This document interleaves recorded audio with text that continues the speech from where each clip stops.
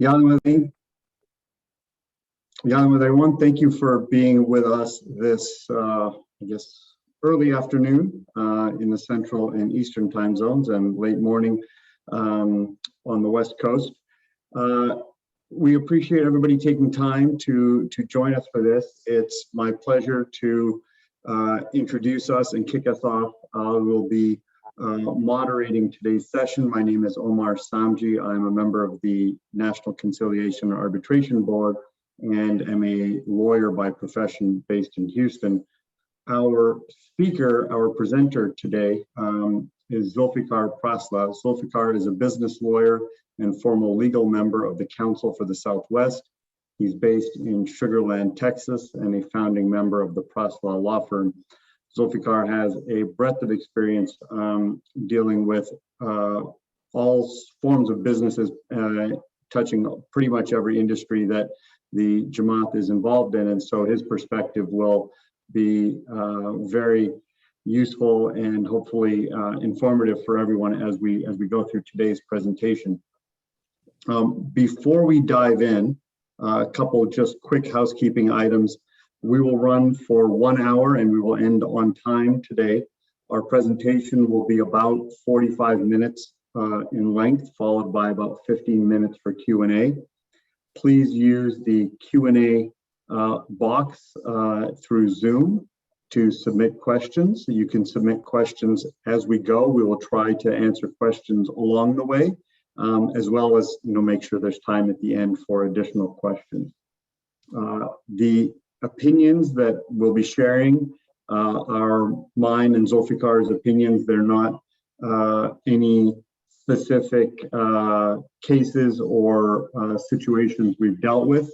And we'll be giving broad guidance here, but for your specific business, as we'll be talking about, it's important to get accountants or lawyers as appropriate involved in the right steps.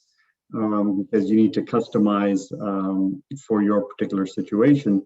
But our goal today is to give you some tools and a framework to do that in a very efficient way. We're not giving legal advice in that way. So the other thing just to mention is in your questions, it makes sense to ask whatever questions you have, but please don't put confidential or sensitive information into the question that you wouldn't want shared over Zoom. So with that, I will kick us off. Let me put the slides up and we will get going. All right, hopefully everyone is seeing the slide deck. I've made introductions. There's our very handsome pictures. And today's agenda, we will cover three main topics. We'll talk about why it's important to create a partnership plan. We will talk about what the partnership planner is. It's a tool that has been created by EPB and CAB to help businesses with this process. And then we're going to spend time walking through what are the key steps, the 3 key steps to planning a successful business partnership. Our goal is to give you the tools today to be able to walk away with 3 main takeaways, that these are the 3 key steps that I should look to do if I'm going to start a business partnership, or if I'm already in a business partnership and I haven't thought about these things, this is what I should do to make sure that I am well set up. So with that, Zulfikar, over to you. Why should we create a partnership plan? Well, thank you, Omar. I'd like to thank you for that generous introduction of me, and also the Jamaati members for attending this webinar on their Sunday afternoon. I know people like to spend this time with family, but I think these things that we're going to discuss are important. So thank you once again. Why create a partnership plan? I mean, you see those little icons there. The first thing is time. I mean, a lot of times, anything worthwhile, you got to do the proper planning. Business venture, especially with partners, that is something you should think about time as a resource and as also an investment. The time that you invest in the planning part will pay tenfold in the time you will save on the back end when you run into issues. So time is one of the biggest important things about when you're in a partnership, you're starting a business and you have different partners, you've got to spend the time to do the planning. The other is money. A lot of times people are afraid to spend the money up front that is needed to properly plan their ventures. And what ends up happening is that when they run into issues, you start spending a lot more money on the back end. And that's where you finally see the benefit of the planning. So we're trying to warn you beforehand, hey, spend the time and the money now to do the proper planning before it costs you at the back end. And of course, the quality of life, your happiness, right? A lot of times if your business is not going well, your quality of life suffers. Relationships within your own family suffer. And then also your health suffers. So it's a more holistic approach to get the planning done so that you are prepared to face the challenges you will have in business. And again, we're looking at a why create a partnership plan. Everything is related, right? Check out these gears. Many of the times in our community, especially, our business relationships are with other community members. So if you don't plan and there's lack of proper documentation, disputes arise within the community, and then the relationship we have with each other within the community also suffers. So overall, our community also suffers, right? So so that's another important consideration when you're going into business, especially with other community members. Now, let's think of some examples, right? What sort of issues may arise, right? A lot of times when you go into partnership, not everybody's in the same boat. Not everybody is at the same level financially. One individual is looking at this business as an avenue of just investment because most of their bread and butter, as they say, rosy roti for their household is through another business or another profession that they have, and they could suffer a loss in this business and they'd be okay. Whereas another partner may be looking at this as their only source of income, right? This is where they're going to run their household from. This is the business venture. So what happens when disputes between those individuals happens or the business suffers and now decisions need to be made? Well, one individual can just just sell the business and walk away, whereas the other individual is not in the same boat, right? So if you plan ahead, we can think of these scenarios ahead of time and then come up with a scenario that fits all parties. Why is that important? Because once a dispute happens or once issues arise later on, it's really hard for both parties to see eye to eye, because at that point, everyone's looking from their own perspective, right? What's best for them financially, not necessarily what's best for the business or for what's best for everybody else, right? So again, that's why it's important, right, to plan it out. And the other thing we want to just mention is that there's certain cultural traits that we have as a community, right? We usually go into businesses and partnerships with family members. And, in our culture, there's certain deference given to certain relationships, whether someone's your uncle or older brother or someone. And a lot of times within the family, you defer to that elderly person in the relationship, the older person, to kind of defer to their guidance or their thought process and kind of hold back.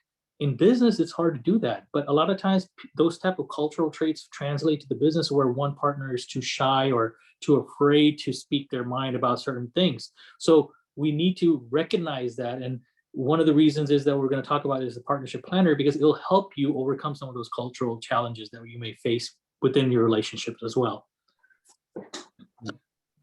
That makes a lot of sense, Zulfikar. And we see it play out certainly from the CAB side of the equation that I see it on, where when there hasn't been enough planning and then disputes end up coming to CAB or worse, going to court and aren't easily resolved. And when we handle cases, we document on a no names basis what was the main cause of the dispute that arose and why were the parties in a situation where there was a dispute that required some form of intervention from a mediator or the courts. And a full 50% of the cases, one of the root causes or one of the main reasons for the dispute is poor documentation.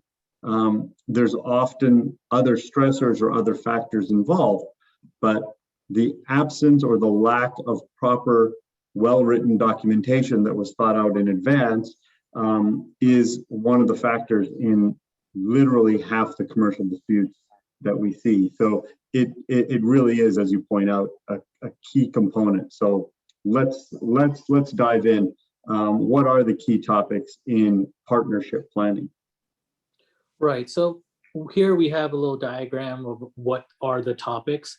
A lot of times, it's not like our Jamati members don't sit down and do any planning, right? There are meetings, right? Business partners usually meet, they'll discuss some important stuff, but a lot of times some things that one or the other partner may not bring up, right? So how can we make sure that every single thing that we're talking about is brought up at those meetings? So this partnership planner kind of breaks all this down. So let's look at the first thing, is the characteristics and needs of the business. Business ko kya chahiye, right? Business mein licensing requirements hai. Are there special licenses required in this business, right? Well, what do? Who's gonna get those licenses under whose name? What are the liabilities associated with those licenses and permits that you may need to do, right? Who's gonna sign up? Because I've seen it, right? I've seen it where many times people don't document their partnership properly. Sometimes they have a share in the business, but they don't put it on paper for one reason or another, right? इस business में हाँ मेरा नाम है लेकिन मेरा जो partner है उसका भी share है लेकिन there's no partner in the documentation, right? Documentation में partner है ही नहीं. So all the licensing requirements, liability एक partner पे आती है, right?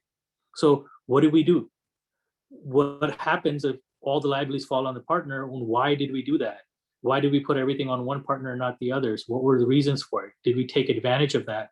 So can one partner take advantage of that and hurt the other partner in those business? So we need to sit down and figure out where are the liabilities so everybody understands that if I'm doing this business and if everything is on my name or if I'm applying for something, what are some legal ramifications? So go through the characteristics.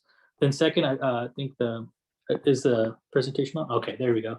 And the second thing is how to operate, right? A lot of times, what happens if there's sickness, right? An operating partner who's going to run the business, they get sick. Well, what are the obligations from other partners? Will they step in? What have you thought of those situations, right? And who's going to take on the responsibility of the day-to-day? You have to talk that out. What if one partner accepted the responsibility and can't do it anymore? What is the exit strategy on doing that? Will the other partner willing to do that or are they not willing to do that, right? We have to have that conversation. Then expectations, especially for profits and loss. Are we expecting this business, whatever it is, right? It doesn't have to be a retail center. It could be something, web-based or anything like that, where we're not going to look for profits for the first 2 years because it's going to be loss. Have we figured out the actual capitalization of this business? How much money will we need to run this business for 2 years if we don't make any profits? In fact, we may have to put in money for this business, right? So have those hard conversations, have you done those conversations? Then exit strategies. A lot of times people fail to properly, plan exit strategies. And what do you mean by what exit strategy? Like what? So how are you going to get out of this business, whether as all the partners together or if there's one partner who needs to leave the business? All these different variations can happen, right? Or maybe the business itself is not successful and there's some issues there and everybody needs to get out. Well, what about the exit strategy? What if it's a retail business and you've entered a 5-year lease and you're 2 years into that lease, but for some reason one partner put down their personal guarantee on that lease while as another partner or multiple partners didn't put down a personal guarantee? The liability falls on that individual partner. Did we think about all these scenarios? How do we protect that partner who's got this personal guarantee on that lease, but we still have 3 years left? So there's all these considerations you have to think about, and depending on what sort of business you have, you got to make sure that everybody, the agreements that you come up with, the exit strategy you come up with is fair for everybody, right? And I gave an example earlier where one partner is financially strong, whereas the other partner is not. One partner is looking at this as an additional investment to their portfolio, whereas the other individual is looking to run their household through this business. And now it's struggling. Now, one partner just said, we'll just sell it, the investment, we'll call it a loss and move on from it. Whereas the other partner, maybe that's not an option. Maybe they want to say, hey, I need at least another year into this business to make it turn around because I feel like there's potential there. So again, your people's motivations change over time, right? Now this individual like, well, I've sunk in $200,000 already. I can cut a loss and move on from it. The other individual's like, I've sunk in all my 200,000. That's all I have, and I have no other source of income. Maybe we need to invest another 100,000 in this business to keep it afloat for a year, so maybe you could see a turnaround. See, now motivations are different, and so what do we do? At that point, that's where you get the disputes and the conflicts. But if you had planned ahead, saying that, look, we've signed a lease for 5 years. Are we giving ourselves 5 years for this business before we move on from it? Or how much are we expecting to put in if we're suffering losses? If our business is, so what is the calculation estimate of losses that we may suffer in the future? And can we raise the capital for that beforehand, before we start the business? All those discussions need to be happening beforehand and not at the time when the issues arise. So exit strategies, again, it's very important. It's not about just shutting down the business. It's about what's fair to all the partners. And then resolving the disputes, right? Now, a lot of times when motivations change later on, once your business is up and running and disputes arise, well, parties stop seeing eye to eye, right? Nobody looks at each other. Everyone's looking for their own interest. Well, how do you resolve that? Well, one resolution is every party starts suing each other, but that's not a proper solution sometimes, because now you're spending a lot more time and energy in fighting each other without actually resolving the issues itself, right? So are we talking about, should we all agree to go to mediation and document that beforehand before we go into that business? And then if mediation doesn't work, do we agree to go to binding arbitration instead of going to lawsuit? So those are the dispute resolution strategies you could actually agree to in writing and document it beforehand, before different partners' motivations change, right? At the beginning, everybody's willing to work with each other to resolve it because you're willing to work with each other to actually run the business. So the motivations can change. So it's better to have things like that documented beforehand. Yeah, you raise a very good point that at the beginning of the business, people are much more open to working together to set up good structures, good planning, good mechanisms, good documentation than after, once things are in a difficult situation. So these are the topics. How do we actually go about the process, and what is the partnership planner that helps do this? And let's maybe start going through the partnership planner itself and how it can help Jamaati members who are going into business or who have just started a business get themselves into a position that will be better down the road. So that's exactly what the partnership planner is. It'll let you and guide you to plan your partnerships, right? A lot of times the first thing it has is a checklist. Well, the checklist basically asks questions. Have you done this? Have you done this? Have you done this? Have you thought about this? A lot of times when we're discussing issues with partners, we're all discussing, when we're starting a business, we're all taking all the positives, everything the good that can happen when we start this business. We're not really focused on those sensitive topics that none of the partners want to raise that issue, because they feel like if they raise that issue, then maybe other people will kind of be defensive about it. And we talked about our cultural, traits that we have as a community. So what it does is it takes the pressure off the partners, right? The basic checklist basically says, okay, you know what, we're getting together to start this business. Let's go through this checklist. When you do that, it's the tough questions are being asked from the planner, and it's not necessarily being asked by each individual, the partner, to the other partner. So it kind of relieves some of that tension and the pressure, right? So they don't have to say, how am I going to bring up this question with this other person? How am I going to bring up with my uncle the idea of handling the personal guarantee that I'm being asked to put down, and what if things go wrong? Because the checklist is going to bring it up for me. I just say, let's go through the checklist, and as we go through it, those questions will get asked without me having to be the one that raises the issue. Right, and the planner also brings up topics that a lot of times it's not about, we didn't even think about, right? Sometimes you go into a partnership business deal and everybody comes from different backgrounds, what the business is.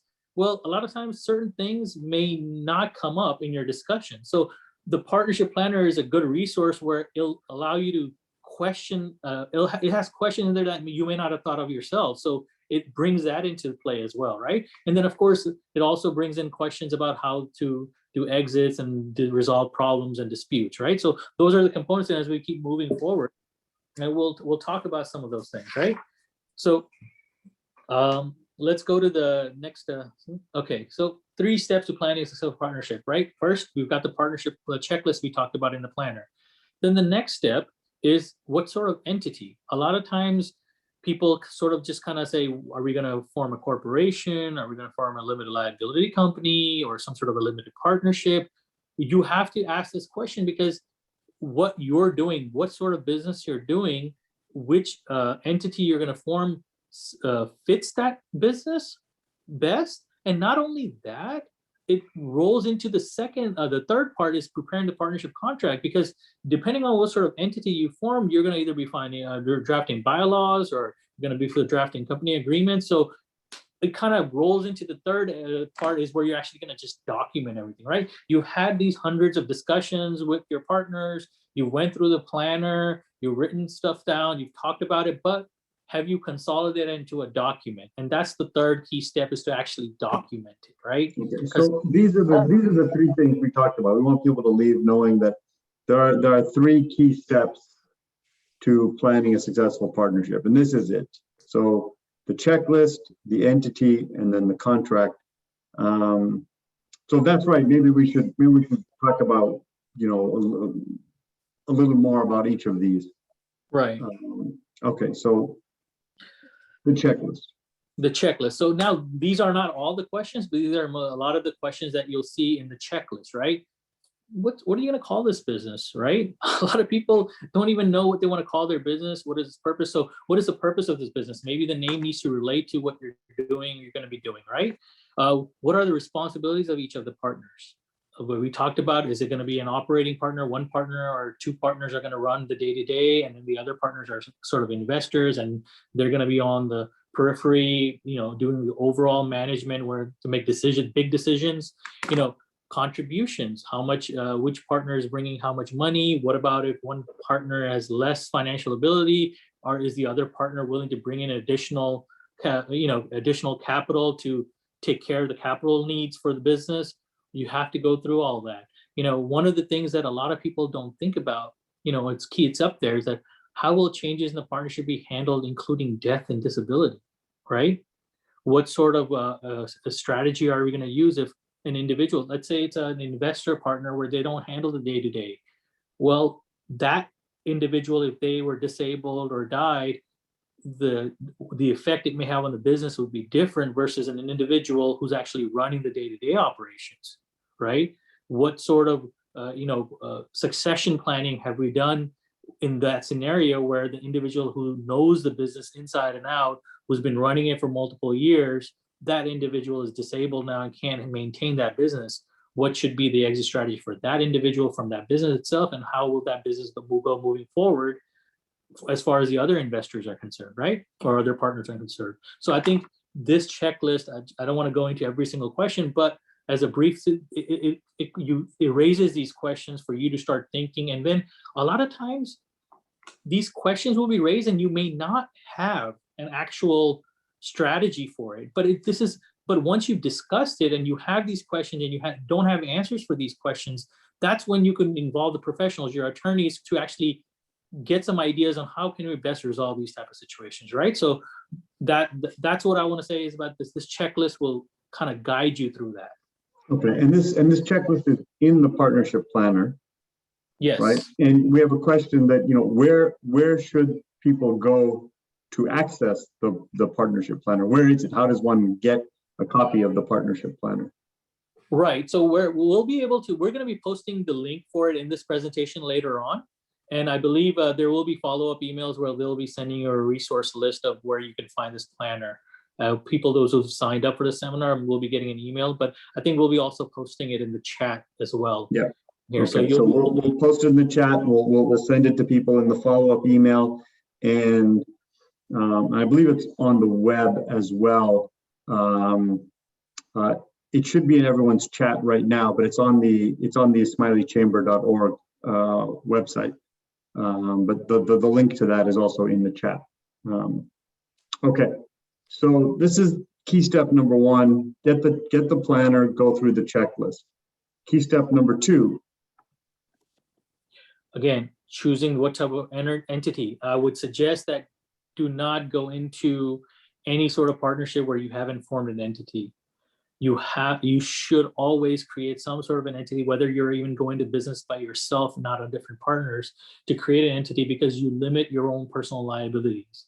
Now, will you get rid of all your personal liabilities when it comes to business or issues? Most likely not, but this helps a lot by forming an entity. So you should definitely look into forming an entity. Now, which one you're going to form, corporations, limited liability, partnership, they all have their pros and cons on it, but it's about what suits your business the best and your current partnership structure suits the best, right? So we're not going to go into details about this, but again, we highly encourage you talk to professionals, your accountants, your attorneys, to make sure which one you're using for, not just for tax purposes, but for other reasons as well. And because, you know, on the one hand, we're encouraging people to contact their accountants, contact their lawyers, but we also recognize that sometimes people don't do that because they don't really want to incur the cost, or they want to minimize the costs up front. So how does going through the checklist first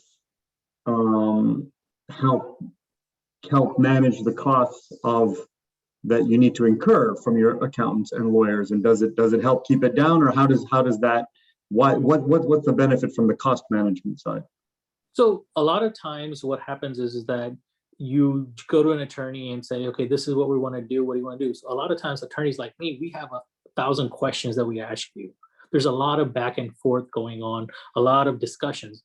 Guess what that discussion is? That discussion that's happening between attorneys and you, that's basically what is in the partnership planner. You know, the discussions, the questions that are raised, those questions and discussions that you're having with your attorney, and your attorney is billing you by the hour. Well, if you've already done this, used this planner and talked with your partners and figured a lot of solutions out yourself and have written it down, you basically go to your attorney and say, we're entering into this business relationship. This is what we want. And here's what we want in these documentations that we're going to be creating, whether it's a bylaws or, you know, company agreements. So a lot of the work, the last part, putting it down, you basically, using this planner, you put all the key elements that you want in your agreement already written down in your own writing to just hand over to the attorney. So for all the attorney needs to do is take your notes and your understandings and incorporate that into a contract. So that saves a lot of time, right? So that's where you could actually reduce your costs, is by actually utilizing this planner beforehand, because I'll guarantee you, if you're coming in there, I know I do that, where I ask a million questions about exactly what they want in this agreement and issues and I get them. And right now, a lot of those questions have been incorporated in this planner. So, you know, you're going to save yourself a lot of time and effort when it comes to actually getting billed by the attorneys on this matter, right? So again, key step 3 is documenting it. I mean, you could have 1,000 discussions and you could have planned everything out and you didn't document it, right? Then 5 years from now, who's going to remember those conversations? You may have a great memory, but your partner's memory may be hazy because what you're asking him to do may be a little bit against his own interests. So, you know, when it comes to those things, when something is against your interest, your memory gets a little hazy. So to protect yourself, you got to document it. And, you know, the planner actually has, you know, people will open up that planner and see like 40 something pages and get scared, like, wait, I got to go through 40 pages of this? No, a lot of it is open spaces, questions with room for you to write answers. So it's not just a planner and where you're going to read it. It's a planner where you're actually going to work on it. That means there's going to be questions that there's room for there to write stuff down. That's why it's 40 something pages. There's also multiple worksheets there where you could take notes and write stuff down. So it allows you, it's a working document. It's not something you just kind of read as a resource. It's a working document that you could work through it. Okay. So to recap, you know, you walked us through a lot, Zulfikar, but if we understand the why, that it's going to save time, money, heartache, headache, to have done this in advance. These are the 3 key steps. I don't think people can click on the link on the page, but in the chat the link to the partnership planner. But, you know, this is what it comes to, yes? Yeah, this is the summary, right? Number one, discuss all the key issues. Well, the checklist walks you through it, right? Then second, the checklist, actually the partnership planner also has, you know, a little definitions of different entities like a corporation. What is a corporation typically? What's a limited liability company? Typically, what's a limited partnership? It kind of breaks it down and explains the differences of that. Of course, it's not exhaustive. Again, you would want to, you know, talk to a professional about it, but it kind of helps you get the ball rolling of getting you to understand what's the difference between these three types of entities, right? And then, of course, getting the shareholders agreement or operating agreement done, actually putting it on a contract. But there's worksheets in this planner, right? As I said, you could write stuff down regarding capital issues, raising capital issues, the liability issues. So once you have those down, then you'll just need to have an attorney to kind of consolidate it into an actual document. Yeah, that's perfect. I will copy the link from the slide and put it in the chat as well. So that's what we suggest people do.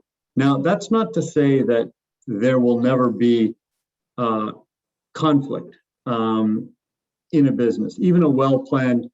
What will happen though is the conflict will be able to be, inshallah, resolved with much less cost and much less emotional heartache. You know, we know, or you know, what we should think of conflict as something that we want to plan for. We want to have thought about how to minimize and prevent, but ultimately when conflict happens, we should resolve it through as amicable a process as we can. And in the Jamaati context, that's through mediation or conciliation or arbitration within the Jamaati framework. And that's what CAB is there for.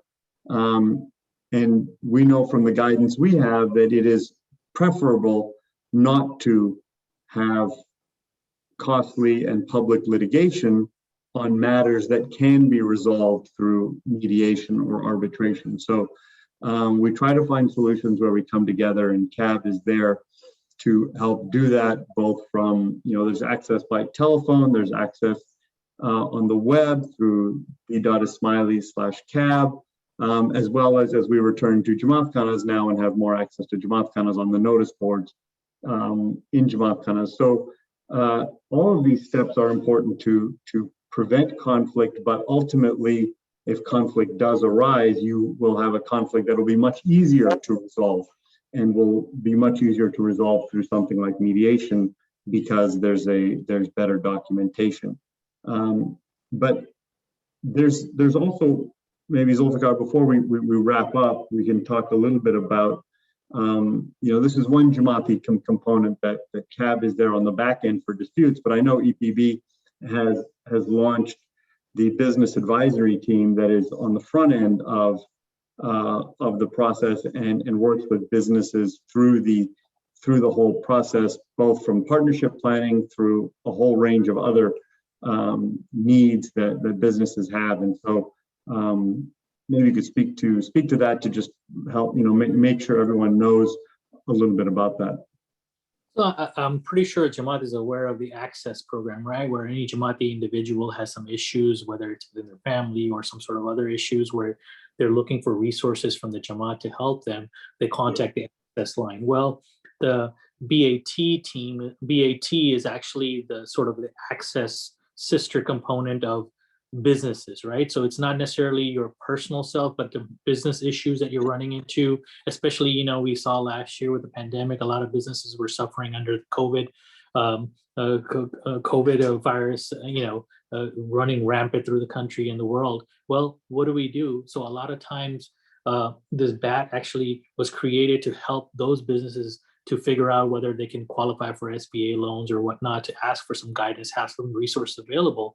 But we're also opening it up to actually any sort of business issues you may be running into, that we may be able to find resources, help you find resources to help you through it, whether it's finding the right attorney for a certain issue or, there's a matter about dealing with a landlord-tenant issue and you don't know what to do, what sort of rights you may have, because the BAT, the advisory team, actually has some attorneys and subject matter experts, maybe an accountant, maybe an individual who's in a similar business as you are. So there's business subject matter experts as well. So for instance, if you have a business and in dry cleaning and you have dry cleaning business and some issue, we actually have volunteers who are knowledgeable about the dry cleaning business that you could actually seek advice from, right? So it's not just attorneys and accountants, but also like actual other business owners who are also advisors under this program.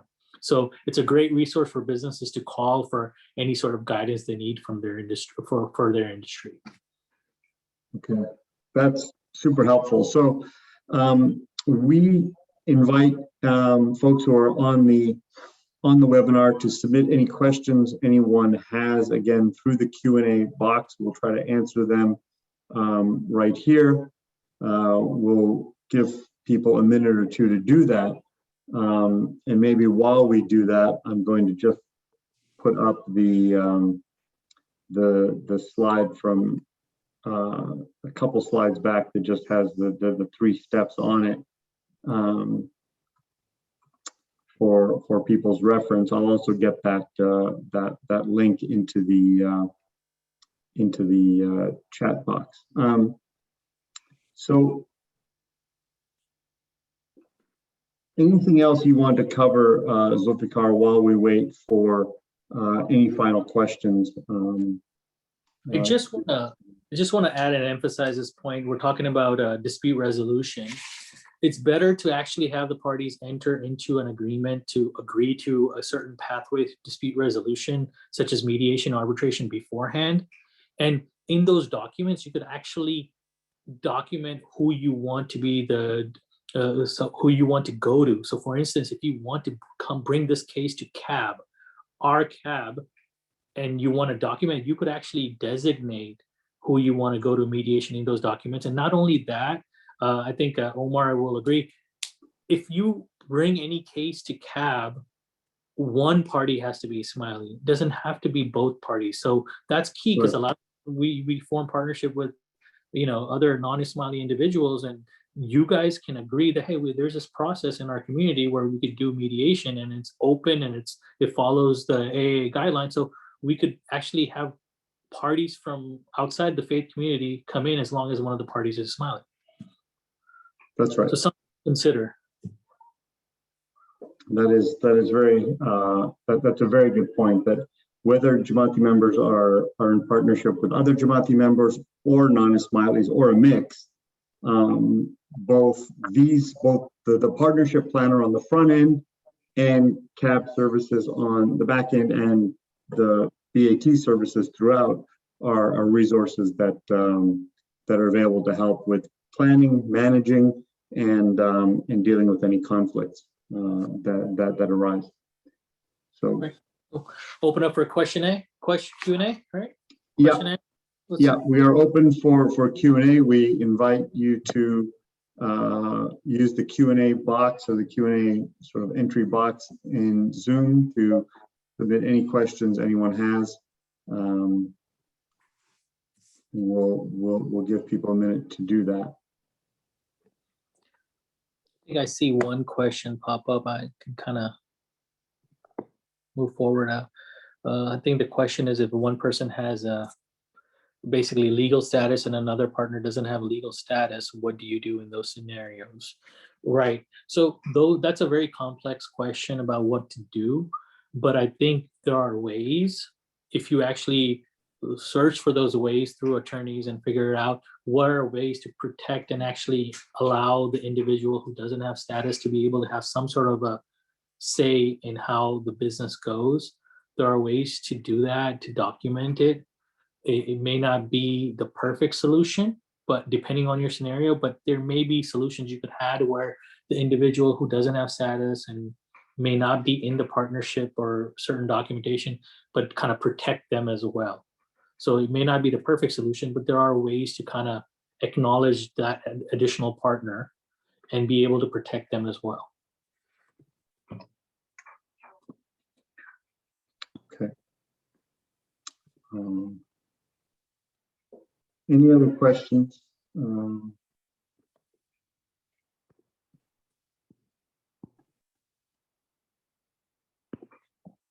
questions?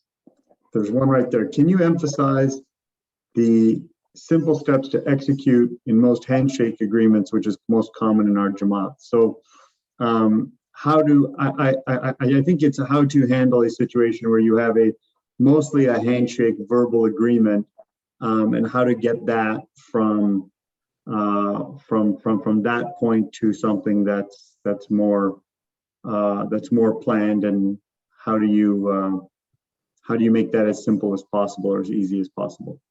Well, I think I may need to parse this answer. One is, are we talking about an agreement that's already in place, a business that's already existing, where you went into that business with just a handshake agreement? Or are we starting a business and we're just doing a handshake agreement moving forward?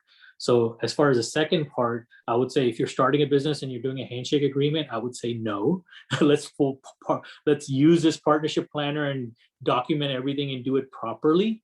As far as businesses where you do have a handshake agreement, but conflicts haven't arisen in situations, I would definitely go through this partnership agreement and the question it raises and the issues it raises to actually come up with answers for those, and you could formalize it after the fact. Now, planning from the beginning is the best solution, but if you hadn't planned from the beginning, but now you do want to make sure there's certain things are taken care of and it's a handshake agreement, this planner could also help you as well, because now you can ask those questions and kind of document it. Those documentations, the agreements that we're talking about, just because they didn't get formed in the beginning doesn't mean they can't get formed today, right? So you should definitely seek to figure out, hey, we entered into this agreement under this circumstances. Let's go through this planner and let's figure out what we're missing and what we could plan for, right? Right now, I'm actually helping a client because they're into that. They're not in a handshake. Everything is documented as far as the shares and everything is concerned, but they don't have a succession planning. They don't know what to do if one of them passes away and one person is older and the other person is not. So they're like, what do we do? And the issue they're running into is the valuation of business. How do we evaluate the business? So that's something that they're working through right now. But if you had come up with a formula beforehand, before they went to partnership, it would have been easier. But right now, they just got to figure out what the formula is, right? So they're still working through it to figure that out, so they can document it now, so that if something were to happen to one partner, the other individual, the family knows what's going to happen, right? So it's never too late. That's the key here. It's never too late. Okay. So even in an operating business that's done on a handshake, the partnership planner can be used to bring some structure to that business arrangement.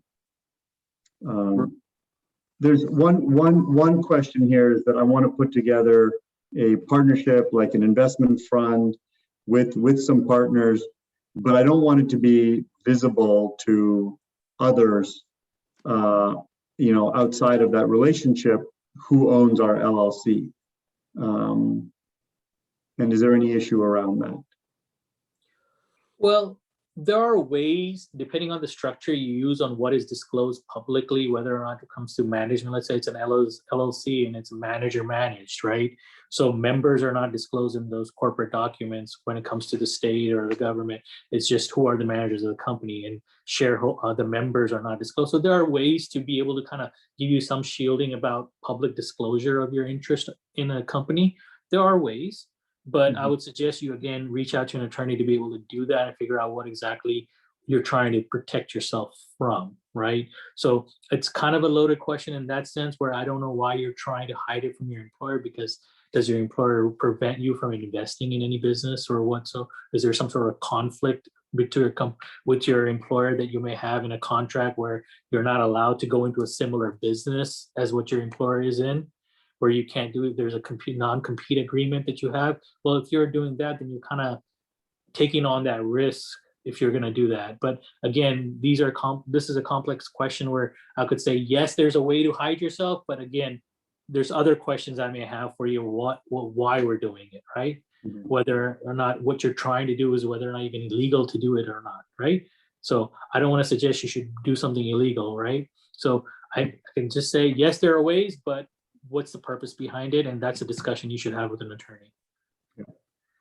In the real estate loan context, Um, how does the documentation of the business partnership potentially help or come into play when you're getting real estate loans, in terms of if you've got all your partners documented properly in your business documents, does that mean that they're all going to have to get involved in co-signing on the real estate loan? And, does that, we can imagine a scenario where one partner is better able to co-sign and than the other.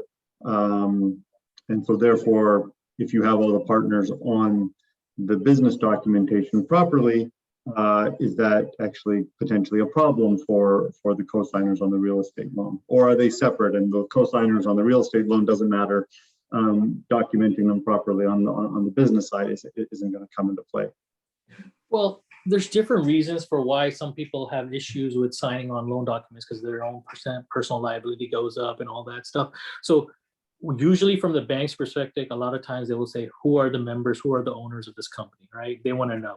And they may have a threshold saying that if anybody has less than 5% share, they don't need to be a signer on these documents. They may have something of that rule. It varies from bank to bank, but typically everyone's who's going to be owning that company, unless there's a different sort of, say again, we're talking about structures again, right? What sort of a structure do we form? Do we form a manager-managed LLC where the managers are majority shareholders anyways, but then there's really small minority, multiple share members that maybe passive investors, so maybe they are not required. So it all depends on the bank you're dealing with and what they're requiring and the entity you've set up.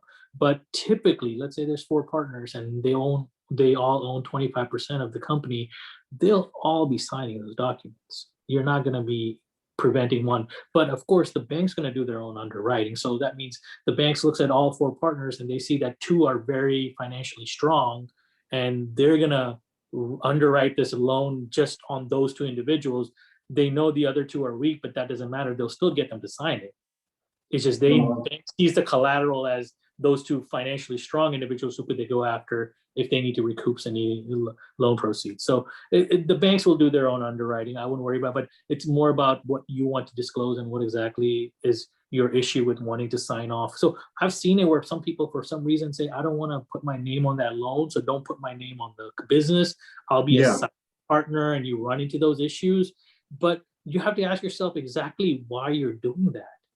I mean, is the downside so bad that tomorrow this business becomes a very profitable business, and then now you have nothing documented, and maybe one of those partners you have passes away and leaves their share, who technically part of it is yours, to their family members, and now you're fighting with their family members because their family members don't recognize that you're actually part of this business? I mean, what are the downsides here, right? So you have to, it's a personal question. You have to kind of discuss it again. That's what we're talking about.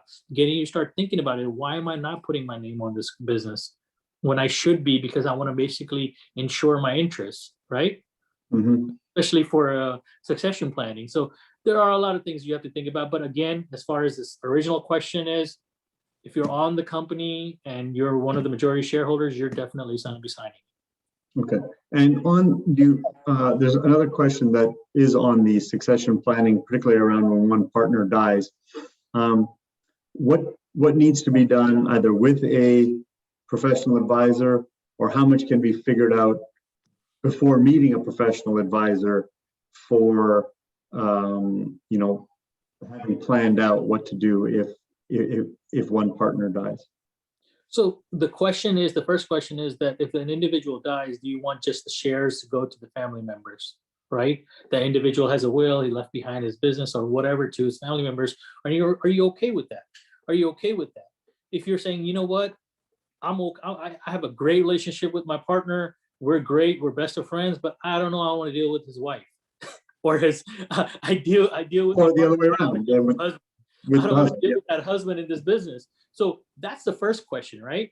You have to ask yourself, if one of us were to die, what do you want to do with these shares of that individual who passes away? That's the question you need to answer first. What's that? Once you answer that question, then at least your next step is, okay, how do we go about making sure that if this individual dies, I can buy out those shares and give the money to the family instead of actually giving the shares over, right? So then you kind of walk step by step. But the first question is, what do you want to happen? If you were to pass away tomorrow, what do you want to happen? Do you want your spouse to inherit the shares so they could have a steady income, or what how do you want to deal with it? What does your partner think about that plan, right? You need to have that discussion. So that's the first key, is what do you want to do with it? You have to answer that for yourself first. Okay.